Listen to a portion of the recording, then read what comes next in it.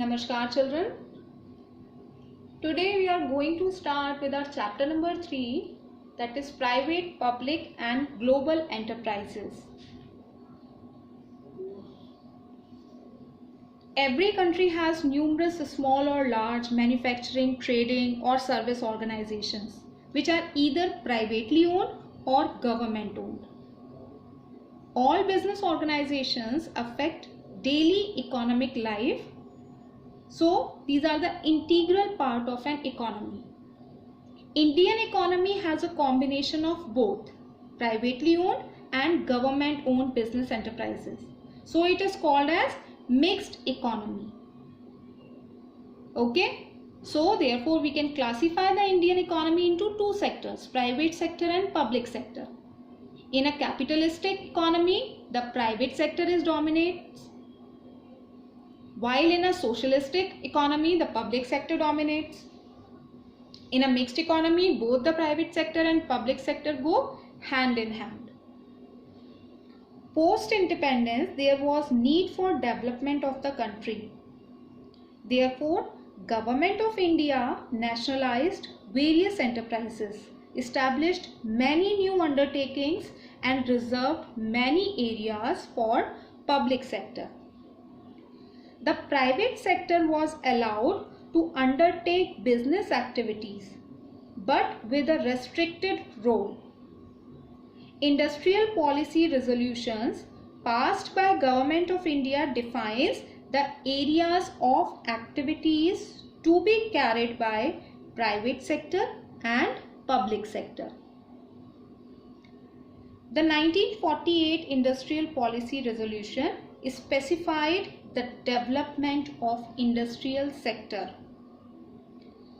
Government clearly defined the roles of private and public sector and supervised the activities of private and public sector through various acts and regulations. In order to increase the growth rate and industrialization, the Industrial Resolution Policy 1956 gave greater importance to private sector. So the Industrial Policy Resolution 1991 provided greater freedom to private sector by introducing disinvestment in public sector. It reduced the areas reserved for public sector, removed many barriers on private sector and invited investments from overseas, giving birth to global enterprises or multinational companies. All the developments in the Indian economy have resulted in an open and competitive environment.